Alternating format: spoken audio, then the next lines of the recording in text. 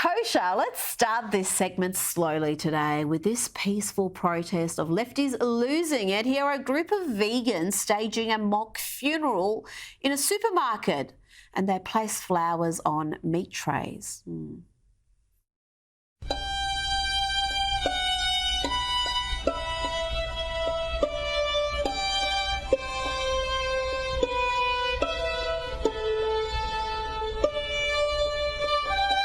Okay, Kosha, at least they're not super gluing themselves to the refrigerators. So, you know, peaceful protests like that, I can't be too upset about it. But what we can be upset about is these neo-pronouns that are taking hold. And you've heard about they, them pronouns. That's passé. That's 2020. We're now in the era of void self pronouns. Have a look.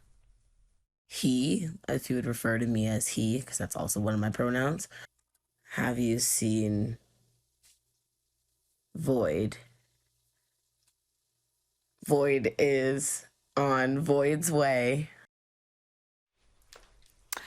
Okay, I think we're all a bit dumber for having watched that. Can you keep up with these new pronouns? Because we mock them here, but you are expected to respect them and observe them, and it's hateful not to, but they can literally be anything. It can be plant, it can be void in that case, it can be fairy self.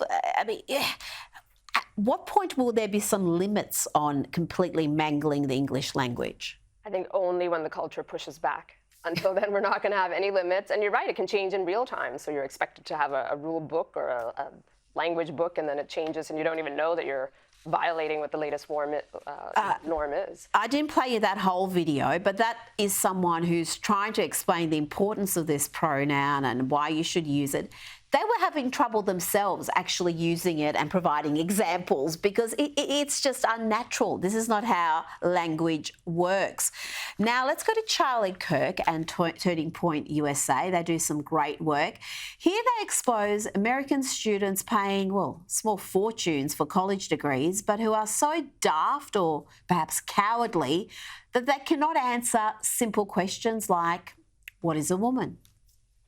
What is a woman? That's a stupid question, dude. That's a dumb question. What is a woman? It's not a trick question. What is a woman? Who identifies as a woman? You can't answer the question with the question. Yeah, define the woman without saying woman. It's a social role. You're in college, paying for an education. What is a woman? How about you talk to someone with media training? How about you talk to someone You don't need media training. It's not a trick. What is a woman? You can't answer the question with the... It's the college kids of America going hundreds of thousands of dollars into debt who think it's a trick question when you ask them what a woman is. They don't seem to understand that saying the answer, someone who identifies as a woman, isn't an answer because, again, what is a woman? You say someone who identifies as a woman, you still haven't answered the question, what is that? So, again, how can they be so clueless and so unequipped to deal with the most basic questions? Because this question of what is a woman has now been going around for some time. You'd think they'd come up with a better answer than someone who identifies as a woman. I think it's the echo chamber world that we live in. And I wouldn't be surprised if a lot of those kids really never, ever talk to anybody outside of that echo chamber. This Charlie Kirk interaction might be the first time. So you go all through your school years, your entire family, the professors in the classroom, everybody in the job market that you talk to, they all speak that same language that you can identify.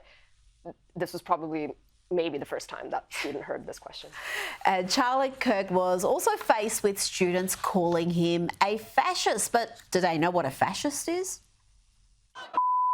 I know he's not a fascist, but it's more just of getting the community together to just go against him. A lot of people said he's not actually a fascist, so then why call him a fascist? Well, I don't know the exact definition of a fascist, so I don't know if he is or isn't a fascist.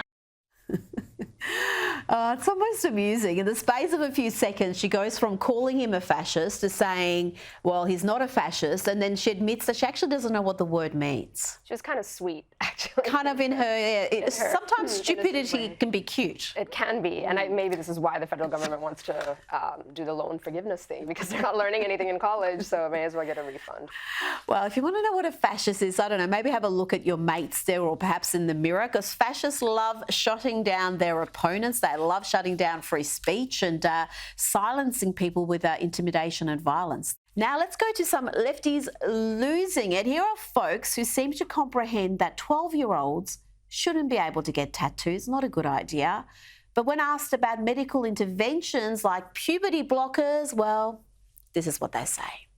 Do you think a 12-year-old should be able to get a tattoo? No. No. It's a pretty permanent decision. They can't make the decision for themselves yet. Something permanent on their body. Do you think a 12-year-old should be able to consent to puberty blockers? Yes. Yes. And I understand how that sounds really hypocritical.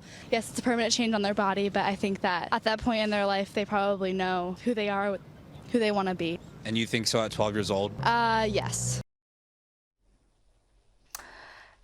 Explain that one to me, Kosha. Tattoos, bad, but transitioning, going down the road of irreversible treatments, fine. I think it's a couple things. So one is we can see in real time what happens when people's opinions are assigned to them. Back to that echo chamber, that they've been assigned an opinion about tattoos, they've been assigned an opinion about puberty blockers, and they just spout out that opinion. I do think there's a second part too, and this is an indictment to the medical establishment, that there are a lot of people who actually believe those things are reversible. They actually do think that. They might think that a tattoo is more permanent than puberty blockers and other hormonal interventions, and that's not the case. And I think the counter medical establishment has to really speak out against that, because I think a lot of people are misinformed in how they truly think about this issue. Absolutely, and they also think it's harmless. They think something like puberty blockers isn't just reversible, but it has no side effects, there's no consequences to even going down this path of medical transition.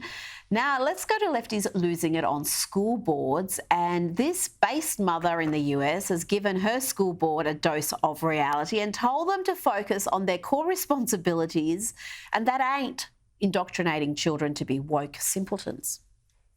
There is one goal for the educational system.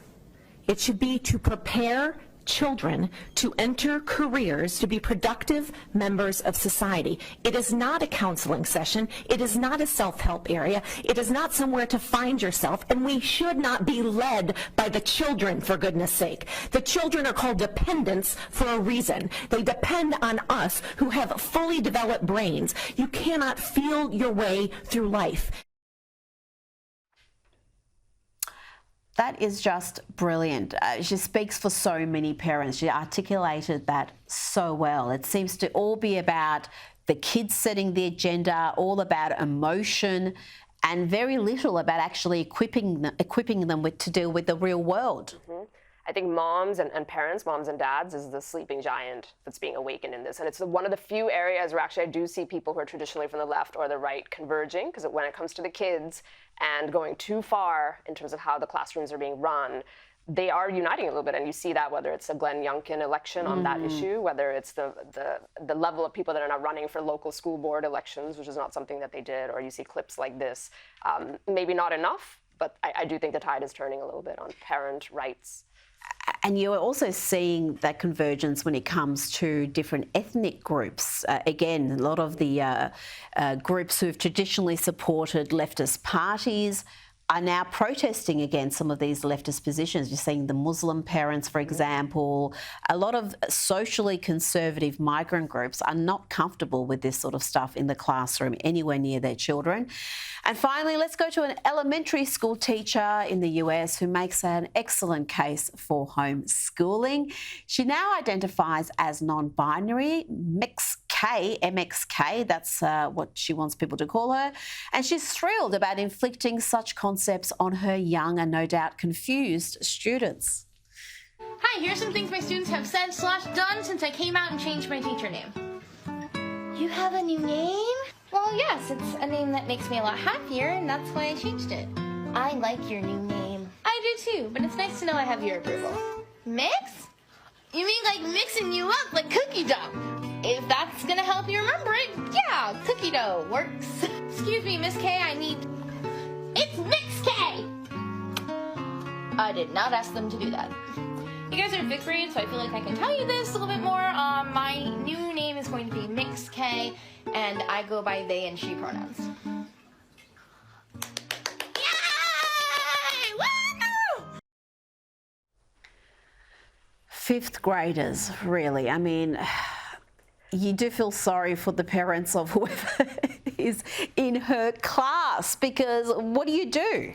You can't. I made a joke about, it's an ad for homeschooling, but it's just not an option for many parents. You can't really, most schools dictate that you don't want your child to be in a particular class, and you've just got to have to, I don't know, deprogram the children at the end of the day. That's the other option. Now, homeschooling, the rate of homeschooling has doubled in the last 5 years, and there is a reason for that. And some of it is COVID's afterhang, some of it is economics, and a large part of it is the culture wars, and you might see that continue more and more. And you're right, otherwise it is deprogramming and just kind of really teaching your kids to have a filter, and then you just add to that the cost in terms of money and time that we all incur for schooling, and then it feels counterproductive, but that's where we are. This is why school choice matters. Kosha Gada, thank you so much for your time today.